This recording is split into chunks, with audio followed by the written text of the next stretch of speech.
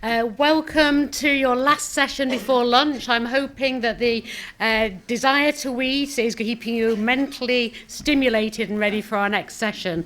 My name's Melanie Rogers. I'm part of the INSS executive, and I just want to say that this afternoon at 3:45 till 4:40 we have the Spirituality Scholars Network, and just wanted to let people know what it is because you're all more than welcome. So within INSS we have a number of special interest groups. We have some initiatives called the Conversational, where we present a topic and give people opportunity to talk around that topic. And the SSN is to support anybody with an interest in scholarship of spirituality. So if you want to come and hear a little bit more about what the network does, it's open to you all, so please feel free to come, and I can tell you a little bit more about the initiatives that we have. We also try to have a research symposium every 2 years where you can come and present your papers and have some peer discussion and support prior to things like publication. So, as I said, more than welcome to the SSN. But I'm absolutely delighted to welcome our speaker, Dr. Niamh Brennan. Niamh is a writer and lecturer in the area of cosmology, ecology and spirituality. She's author of The Human in the Universe and co-author with Greg Morter of The Universe Story in Science and Myth. She's contributed to several journals, including Religions, Worldviews, Global Religions, Ecology and Culture, Spirituality and The Thorough.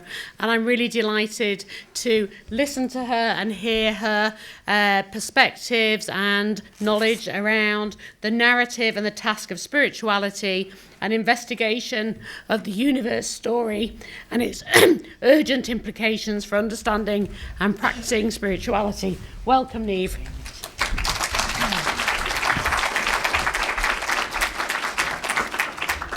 Good morning, everybody. And the first thing to say is how it's such an honour to be invited to spend some time talking with you this morning. So thanks to the INSS for that invitation. And the second thing to say is it's absolutely petrifying. So just bear with me, and especially in light of the calibre of speakers that we've had and the topics that have been covered. And I hope that my topic will kind of illuminate what has already been discussed in another context. And the last thing I want to say before I begin, which is also an honour, is that I am from Waterford. I went to school here and I grew up here, and to have an event like this that puts spirituality centre stage and kind of highlights its significance in the world is really remarkable. And it's wonderful to have people from 28 countries in my town, so you're all welcome. And I hope you do get to go and see more, not just the city, but 10 kilometres out. We've a beautiful coast, we've the Cumra Mountains. Actually, the coastal area is a UNESCO heritage site, and it is really well worth the visit. So anyway, down to work now. So what I'll be talking about this morning is on the topic of narrative and the task of spirituality. And I emphasise that, the task of spirituality.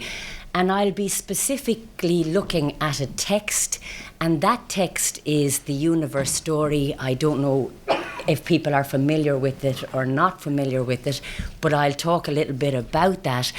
And then I'm going to look at what that text, what The Universe Story says about our understanding and our practice of spirituality. So just to begin, so The Universe Story, it was written as a response to the ecological crisis, and it's the result of a decade-long collaboration between cultural historian Thomas Berry, who's the nearest to me, and Brian Swim, who's a mathematical cosmologist. And straight away, it's interesting to note that it was written as a response to the ecological crisis in 1992. And here we are nearly 30 years later. Now, It is a remarkable and a transformative text because it has been instrumental in initiating a much, much larger project of related works and social movements, and people often refer to it as the new cosmology or the new story.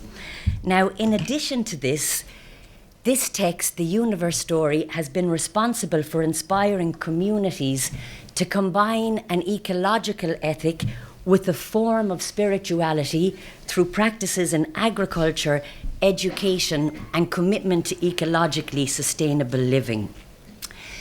Now, what the text aims to do is to reinvent the human, right?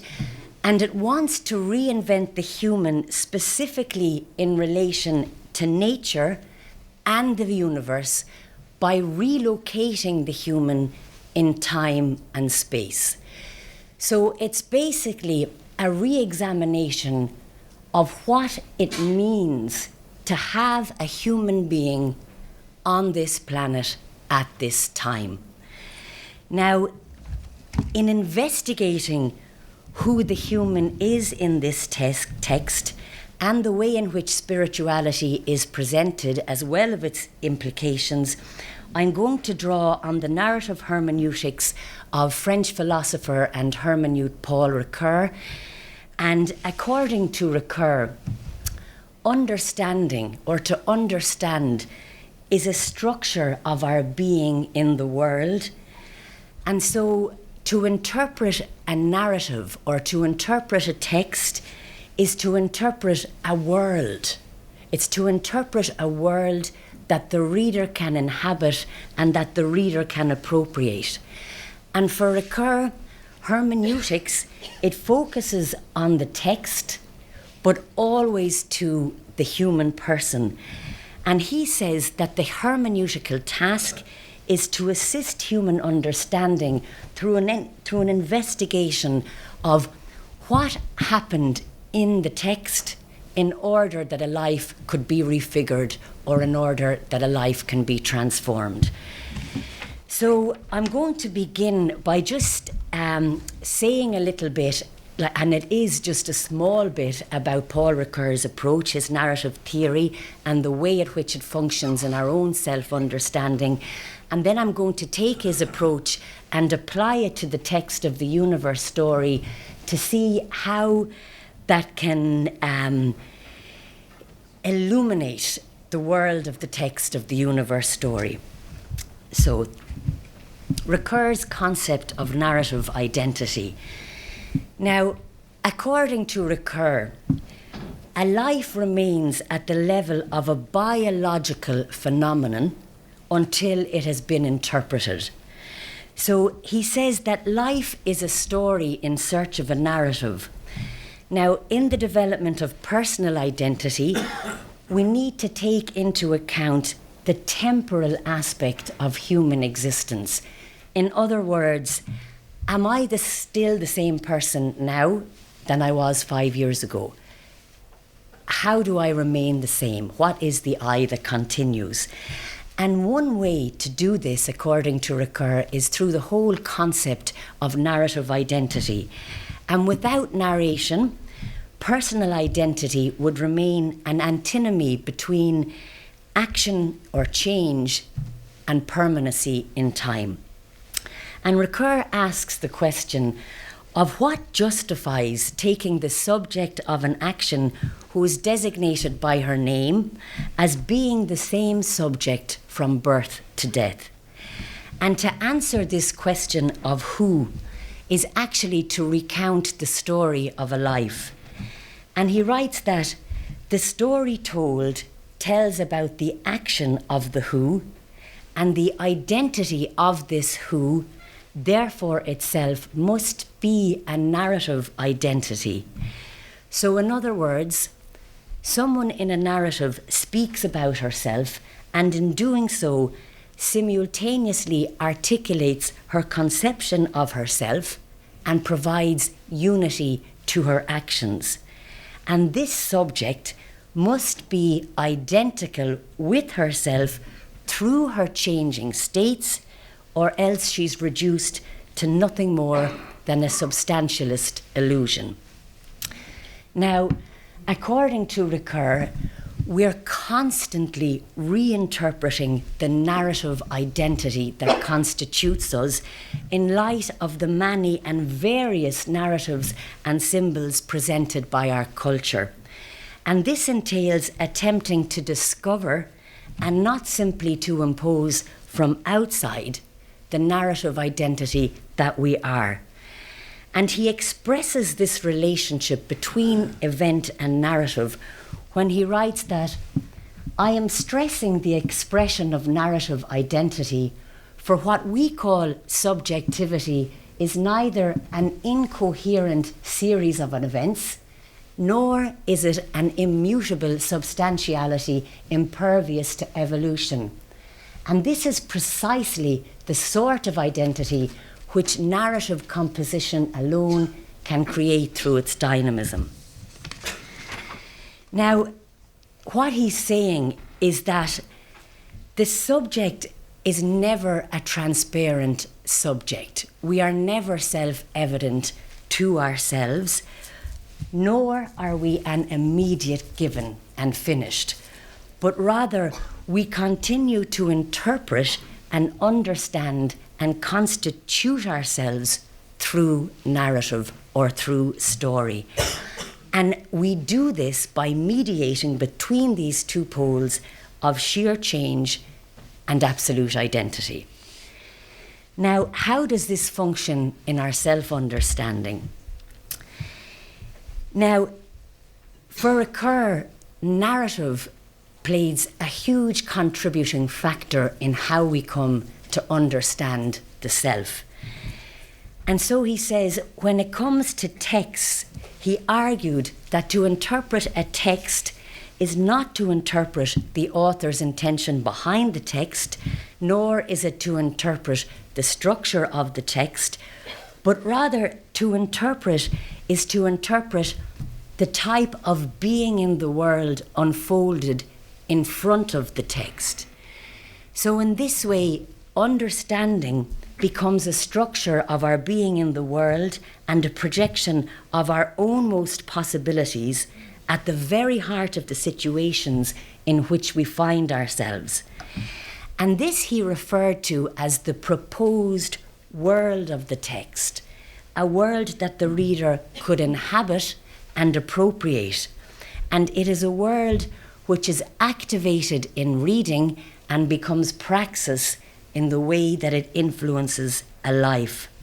So in other words, through appropriation of the possibilities imagined by the text, the task of discovering and becoming a self are performed. So they're discovered in that there begins an exegesis of the narratives that have shaped one's life, and becoming in that these narratives can always be reinterpreted. And it's for this reason that Ricoeur argues that narrative is one of the primary ways in which the human being makes meaning. So how does it do this? And he says that this is achieved through the release of a second-order reference, which refers to a reference to reality that is revealed when a first-order reference is suspended. So through a second-order reference, fiction or figurative language or poetic language introduces a distanciation from the real itself into how we apprehend reality. And with this, new possibilities of being in the world are opened up within everyday reality. So by suspending a first-order reference, claims on reality or our understanding of reality are loosened, and the second-order reference introduces an altered state of being or perception of being. So for Ricoeur, history describes being, right? But fiction and poetry and figurative discourse has a greater task in that redescribing being, it actually intends being or it imagines being. And now I'm just going to turn, with that small background on narrative theory, to the text of the universe story. And I have kind of framed it under this heading, right? And that's what the 1992 cover of the book looks like. And I've called it the productive reinterpretation of history to image ourselves into the future. Now, as I said, Thomas Berry, he was really the driving figure behind this work, behind this collaboration. And in order to understand Thomas Berry and his writing, you have to understand how he viewed spirituality.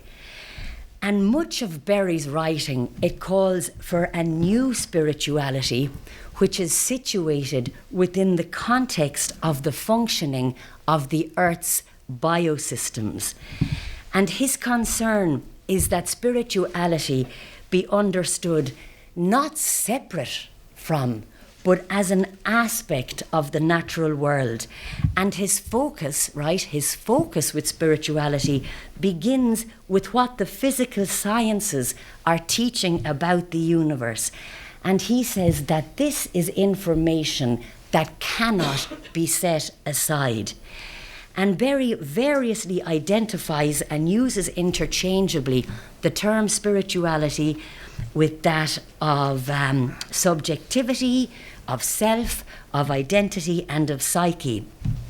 And at the same time, he argues that to speak of spirituality is actually to speak of a quality of earth itself, and not just a human quality. And he states that if there is no spirituality in the earth, then there is no spirituality in the human. Earth being our origin, our nourishment, our healer, our educator, and that which fulfills us. He even goes on to say that not to recognize the spiritual dimension of earth reveals a radical lack of spiritual perception. Now, he talks about these discoveries from the sciences, and he says that we can no longer live in a spiritually adequate manner within our earlier religious traditions as informed by their spatial model of the cosmos. And this is because the current knowledge of our universe is that it is emergent and irreversible, and that this discovery is the most significant religious, spiritual, and scientific event since the emergence of complex civilizations 5,000 years ago. And Berry argues for the need to interpret the evolutionary process itself, believing that such an interpretation could engender a spirituality which he identifies as ecological. And so this text, The Universe Story, is Berry's first attempt with Swim to reinterpret the evolutionary process through the narrative form. And his foundational principle, or what the text is based on, is the principle that since its beginnings, the universe is as much a spiritual reality as it is a physical reality. Now, John Grimm, who was a student of Thomas Berry, and he's co-founder of the Yale Forum on Religion and Ecology, he writes that the recurring theme in Berry's writing was the search for meaning in history. And for Berry, the term history contains a component which is derived from a biblical sense of sacred purpose in temporal events. And Berry used his historical telling as an explanation for the conditions of the present, but also as an orientation towards the future, reinterpreting the narrative so as to reinterpret our identity. Now, this was not to make the human, the master of meaning, but a response to that which Ricoeur identifies as needing to think, speak, and act differently. And in the case of Berry, this is called for by recognition that the planet has been ecologically devastated by human activity, and so what is necessary, and to say it again, is to reinvent the human through the stories we tell about who and what we are and the identity that we adopt through these stories. And so the challenge for Berry, for our time, is to image ourselves into new roles demanded by the times we live in and the stories that we tell about in order to reconstitute our narrative identity. And just to go on a little tangent here now, like, that is a major thing to say, let's reinvent, let's reimagine what the human is. And remember, Berry first started writing about ecological issues in the 70s, and things have become progressively worse today. And I just want to do just a short kind of re-evaluation of our human and planetary context right now to justify why he calls for that. And just a few statistics to throw out. And you can find these statistics on the United Nations Environmental Programme. They give kind of all these monthly and yearly updates. So in the past 24 hours, so since we arrived here yesterday morning and in the 24 hours that have elapsed since, 300,000 hectares of rainforest has been destroyed. Now, big numbers, 300,000. It's very hard to visualize that. So 1 hectare is the equivalent of an international rugby field. So picture a game of rugby and how big that field is, and imagine 300,000 of those have been destroyed in 24 hours. Okay? In 24 hours, there have been over 25,000 tons of toxic chemicals released into the atmosphere, right? 25,000 tons. Now, where do those chemicals go? They go into the air, they go into the soil, they go into the sea, and they eventually go into the human. Now, again, that is a big figure. So if you can just picture how a ton is probably the equivalent of a baby elephant. 25,000 tons in 24 hours. Another disturbing figure. There have been between 150 and 200 species of plant or animal or insect that have become extinct in 24 hours. And that is 10 times the natural background rate. And we talk about extinction, they are never coming back. Their colour, their shape, their form, the sound they bring to the world, it is gone. Ecologically devastated. So there's that, okay? Now there's also this, and we think about our own human situation, and we can see how there is this kind of psychic innervation. And Thomas Berry, this was something he was really concerned about, this apathy, you know, this kind of why bother? And he would say that that is the opposite of the zest for life or the opposite of spiritual energy. There is also this kind of increasing incapacity for communication between groups. We're finding it harder and harder to find common ground. There's also this will to self-destruction, and I mention that because there is a very, very disturbing figure. So 800,000 people, this is from the World Health Organization, commit suicide every year, which is more than the rate of homicide. Now, Berry would say that the destruction to the planet and the destruction to ourselves, they are not unrelated. And they both have to do with how we see the world, and Cheryl talked about worldviews, and how we see the self, and how we see the self in relation to the world around us. And it is clear in the global north, at least, that we have been living out of an absolutely erroneous understanding of what it means to have and to be human. And so this is what the universe story tries to do for us. It tries to offer us another way of understanding what a human being is. And I'm going to go now and to look at just 3 implications of how it constructs the human in the text. And I hope I haven't lost anyone yet, because it's a bit going here and going there. So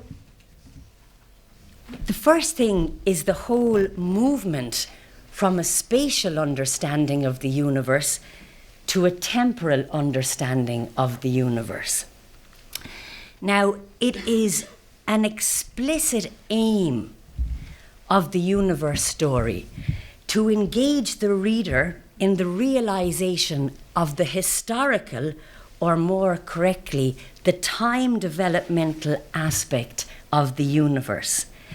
And Swim and Berry write that the most significant change in the 20th century is our passage from a sense of cosmos to a sense of cosmogenesis, where time is experienced as an evolutionary sequence of irreversible transformations. And I'm just going to focus on this slide here. And what that is, it was originally devised by Carl Sagan, who was an astrophysicist, but it has been updated, with more information. And it's the entire 13.8 billion year history of the cosmos, and it's reduced into 1 calendar year, right? And what makes it really effective is that it is to scale. So you can kind of get some idea of when events occurred and how the history unfolded within the universe. And so in January, we have the Big Bang, right? Now, in the universe story, it's never called that. It's called the primordial flaring forth, which is a much more evocative term. So January, the Big Bang, and then not until some time later, in May, do we get the Milky Way. That's our galaxy, right? And then sometime later again, not until September, do we have the formation of our solar system. So for 9 months of the existence of the universe, there is no planet Earth. So for 2/3 of cosmic history, there is no Earth. Okay?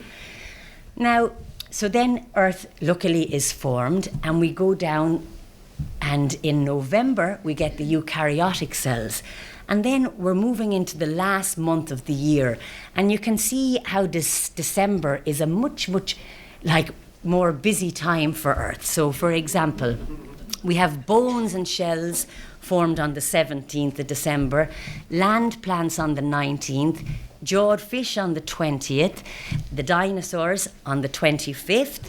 Yeah, everyone loves the dinosaurs. The birds on the 27th, and the flowers on the 28th. The dinosaurs become extinct on the 30th, right, they're gone.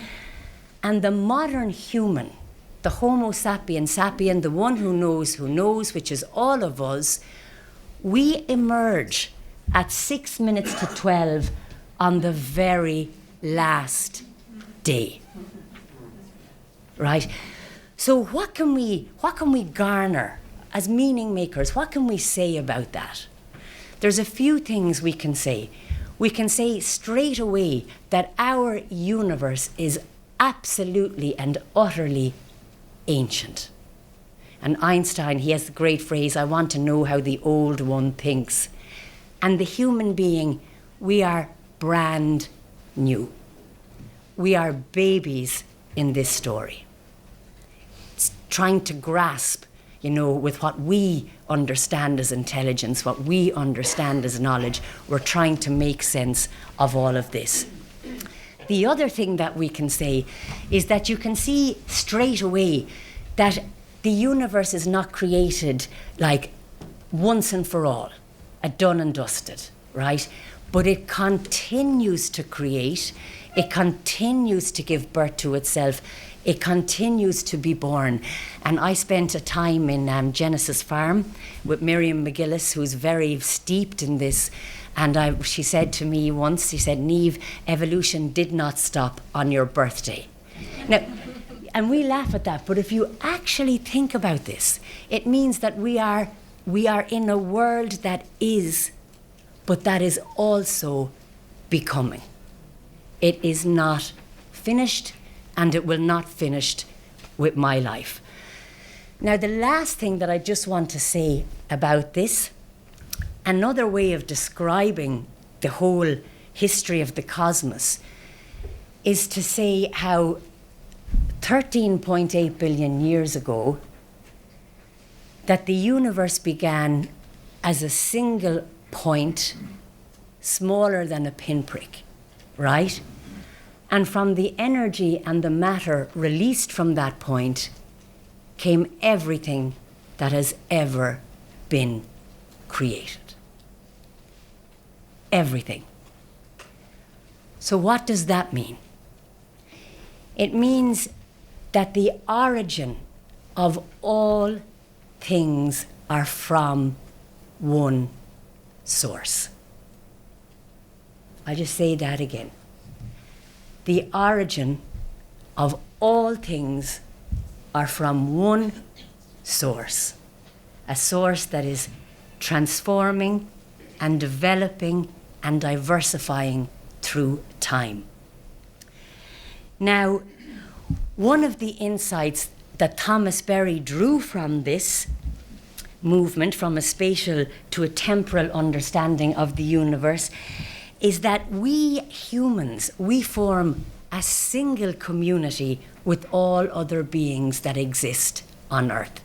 In other words, creation didn't restart with the human, but we come out of all that went before us. We are a single Earth community. And the other thing, the other implication is that the universe story, the Earth story, the life story, and the human story, it's all a single story. Now, even though, and this is important, even though the story can be told in many, many different ways, in many, many different cultures, its continuity is indisputable. And so Berry argued then there is no radical discontinuity between the human order of reality and the non-human order of reality. And so it's the author's intention to illustrate that we are temporal and spatial beings, and that we are bound into the history of the universe as equally as we are bound into our own human history. Now, we can assess this claim on Ricoeur's insights on the correlation between time and narrative. So just to return to Ricoeur. And Ricoeur elaborates on two readings of time, right? So there is a cosmological reading, which he terms a time of the world or the history of the cosmos. And there is also a psychological reading, which is a time of the soul, or the time for the being that is me. And it's very, very hard to unify those two times. And according to Ricoeur, time escapes this unification of our individual experience with this larger cosmic time. As humans, we have no dominion over it practically or conceptually.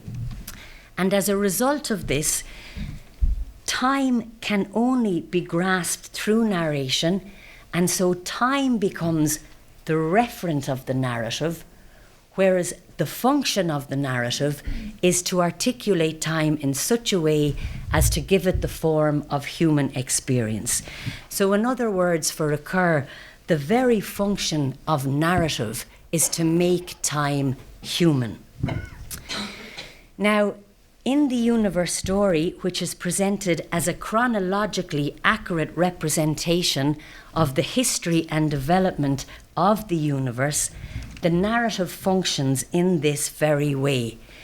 And the narrative attempts to connect cosmological time with human historical time, and through narration to make time intelligible in order to create a new cosmological context for the human. And this is to highlight human dependence on preceding events and the independence of these events from both human being and human understanding. Just to say what I mean. So we come in very, very, very late in this story. And all that happened prior to our coming to be had absolutely nothing to do with us, right? The other side of that is that we could not be here without all of those events having taken place. So we are dependent on what happened before us in terms of the history of the cosmos, and they are all that happened before us is independent of us. Now, the other thing to say about time in the universe story is that it is connected to events, right? And so it becomes that which is irreversible and non-repeatable in the existing world order. And in Journey of the Universe, which is another text and very much the child of the universe story, this is explicitly stated when Swinton Tucker write, "We are beginning to understand time as a measure of creative emergence. Time, in a cosmological sense, is the creativity of the universe itself. There was a time for bringing forth hydrogen atoms. There was a time for bringing forth the galaxies. There was a time for bringing forth Earth."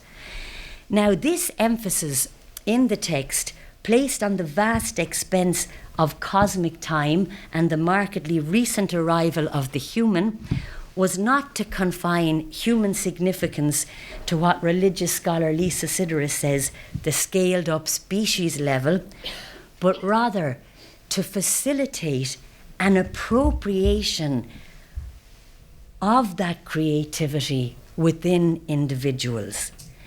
So in the universe story, the human becomes bearer of a larger historical and cosmic time.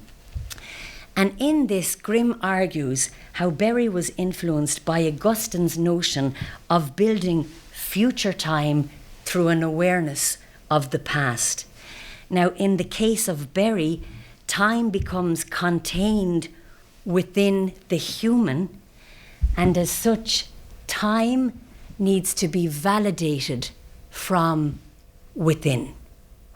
Now, that is a hugely counter-cultural understanding of time, where we are absolutely slaves to the clock, and we exist as if time is external to our own being. But what this story is telling us is that time emerges as the universe emerges. In other words, the universe does not develop into a pre-existing space and time, but space and time emerge as the universe emerges. In other words, time comes through me. And remember, time is connected to creativity. Now, this validation from within, right, Berry links to the recognition of the spiritual dynamic that he believed to be inherent in cosmic processes, and which the narrative also links to creativity in the human. And so in the universe story, we witness an attempt to unify the time of the world with the time of the soul by implicating the time of the soul, and thus the human life, in the physical development of the world in time.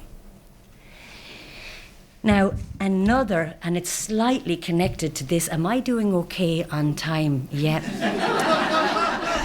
That was an accident. No. It won't be, that undermines everything else I'm about to say. Oh. So the next implication of this is it's of the human as mediating between absolute identity and sheer change, and time is objectified and time is experienced.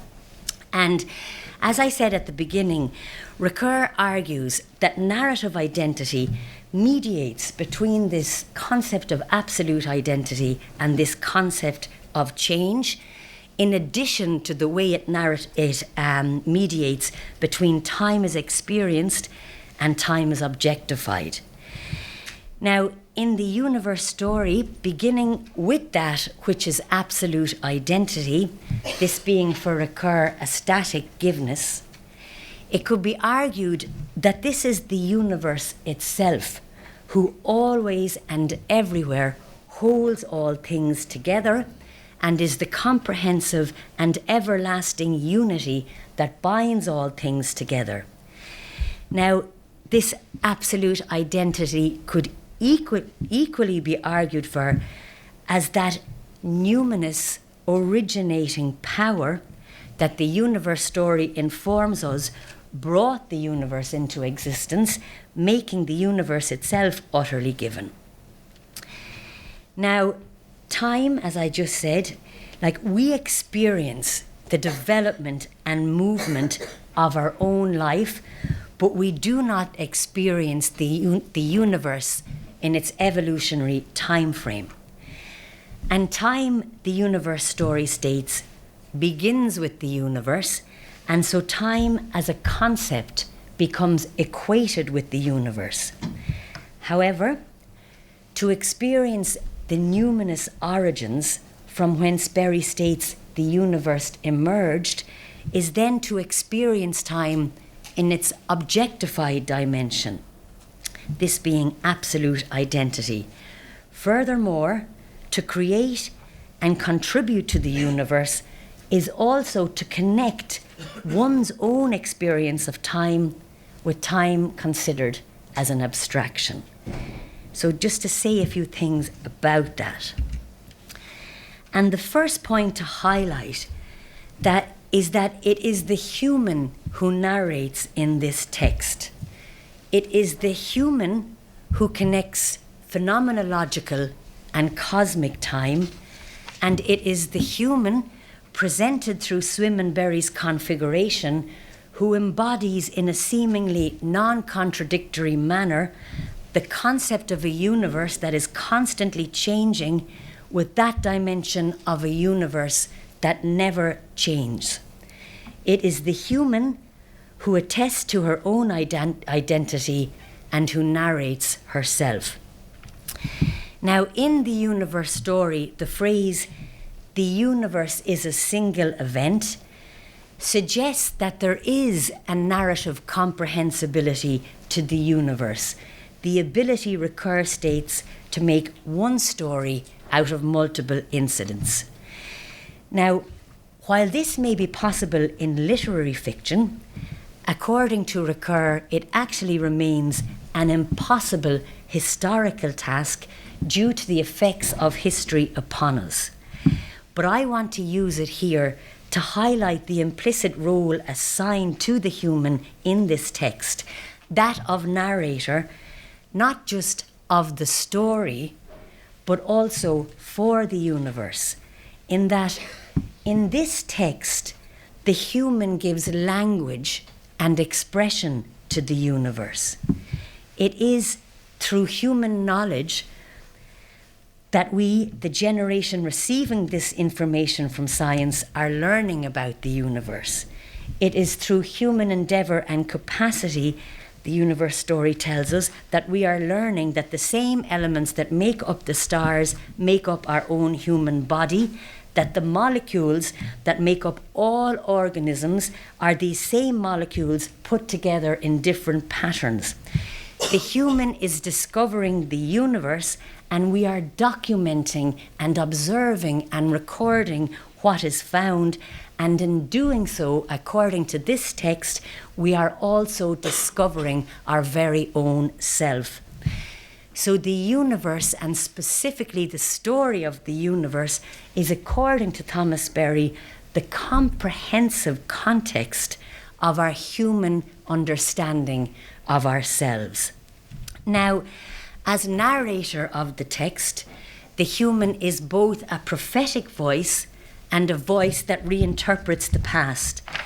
And this could be argued as a limitation to the universe story, in that it straddles and mixes disciplines. So can it really make an epistemological claim? So I have 2 minutes left, so I'm trying to... Now, the fact that this is not a textbook of the Big Bang, right? This is a hugely mythological story based on an accurate description of science that draws on symbolism and metaphor. It points to the conviction of the authors in the power of story to teach. And so the physical sciences may be what the narrative builds on, if only to point to a world that they are actually implying is larger than science. And really quickly, because this is what I wanted to get to, and one of the biggest implications of this text and of this cosmic story is the development of subjectivity or spirituality as a critical aspect in human development, right?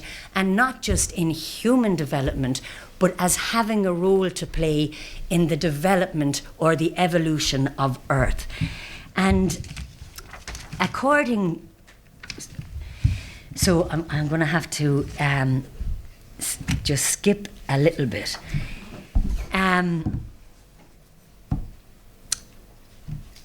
Berry argues for the need to return to the natural world and the need to learn from the natural world.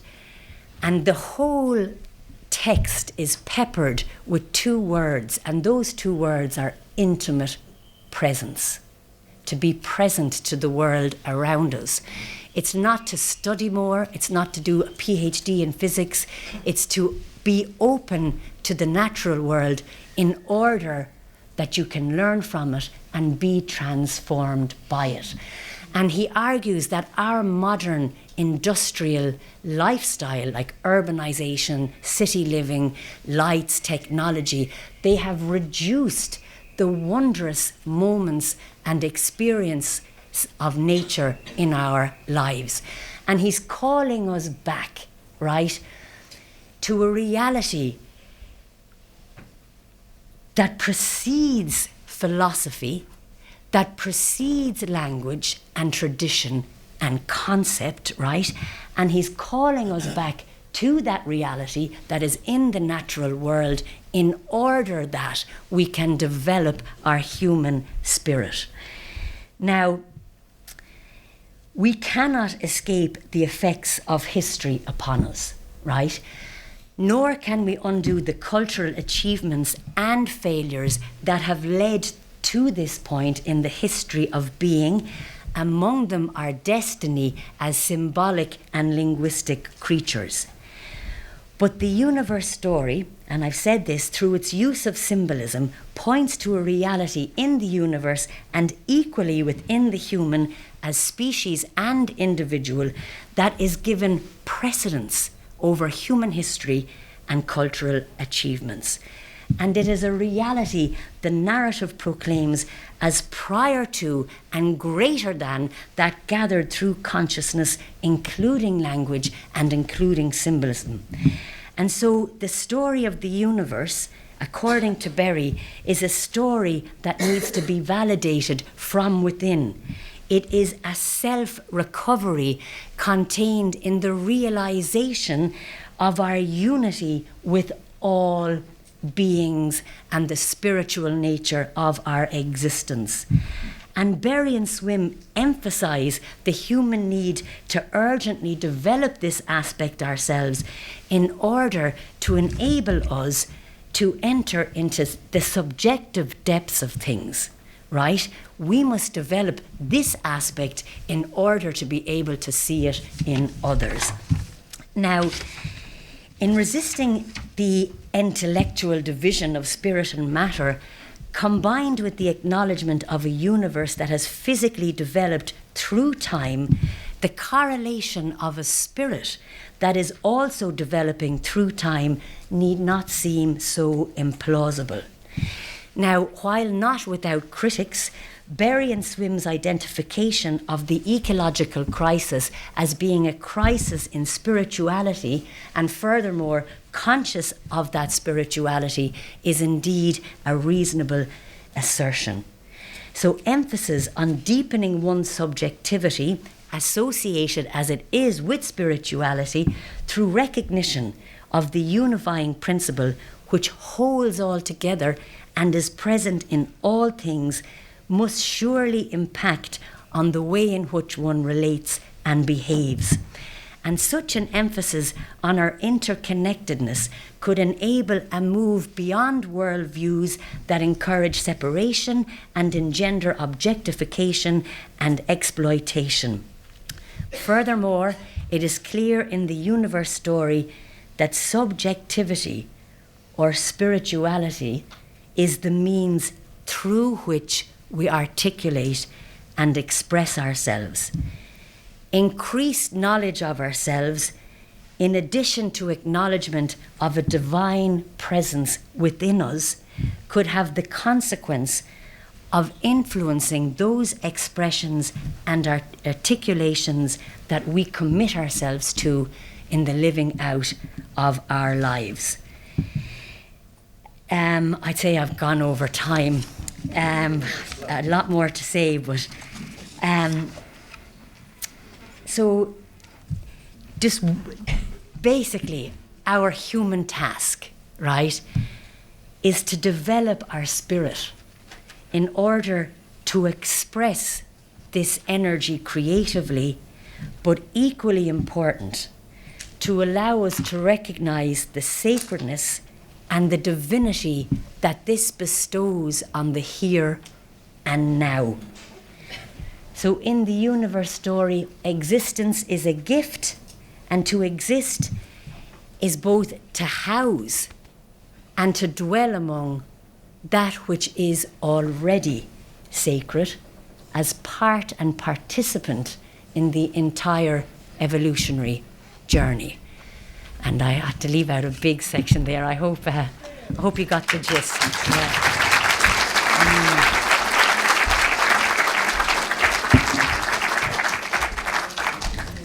Thank you so much, Niamh. We're almost out of time, so I'm just going to allow 2 really quick questions, if that's okay. And if Niamh can hang around maybe for some further questions. So I've just got 2 here, and then we'll go for lunch. Thank you very much indeed. That was amazing, really. I'd like to ask you a quick question.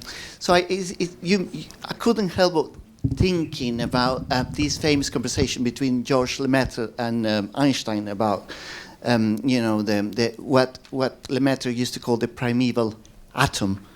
And so part of the idea that Einstein seems to gently dismiss Lemaitre because his reckoning of the universe wasn't only mathematical, but also had an element of Neoplatonism, and particularly the reference to the oneness of the primeval atom and the force that is driving it to get exit out of itself. And of course, he was having in mind, Georges Lemaitre being a priest, having in mind this Thomistic model of exitus reditus I mean, like the reality needs to empty of itself in order to come back to oneness. So this seems highly compatible with the narrative of the universe that accepts intuitions that come beyond the only purely mathematical description of the universe. And I was wondering if you think that perhaps alternative elements that help the reflection of the universe as a whole, for example, perhaps the anthropic principles and things like that, can be good candidates to be considered to, as elements of a new description of the universe that takes on account of spirituality.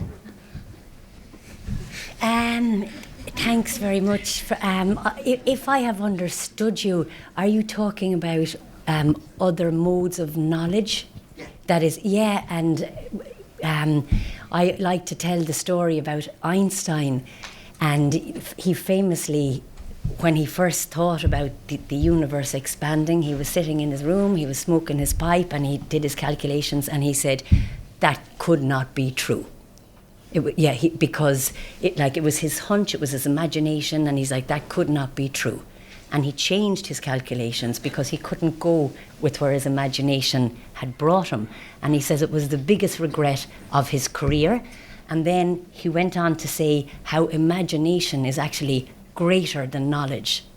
And I like to think about the line from Rilke, the future must enter you long before it appears. Like the world is always coming to us. Intuition, through dreams, through hunches, because we are primordial relational creatures, and there's not just one way. In fact, in the universe story, and I've said that a million times there, knowledge is redefined, right?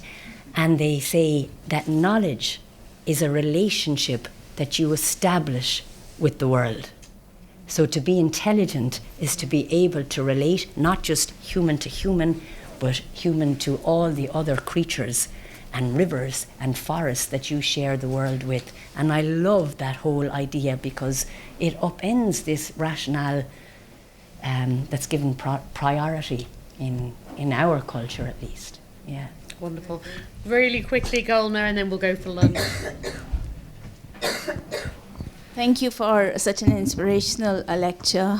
And I would just ask one question, because in terms of reality and reimagination, what if, like you just has said, that we are creating our own realities, and in the process of reimagining time, which could be subjective time, how would you connect these two paradoxes? What if there is no time left? Yeah? Yeah. Because we are creating time, because we are creating our own reality. But if I am not creating time in terms of my own existence and phenomenology, how I perceive my reality would be different from your reality. So my time and your time would be different, but spiritual time, there is no concept of time because there is timelessness. So what if no time in terms of the whole story of time? Okay, whoa. Oh, this might be an over-dinner conversation. The one thing, just to we don't have time for that. Just one thing, and I would like to emphasize, and to kind of, we don't just create our own reality, and I think it's really important. We are biological creatures. You know, we are consciousness that is rooted in a biological reality. And because of that, there is a time span. Yeah, but there are arguments around what... I'm going to... Gulnar, come and have lunch with Niamh. Thank you so much to Niamh for an amazing...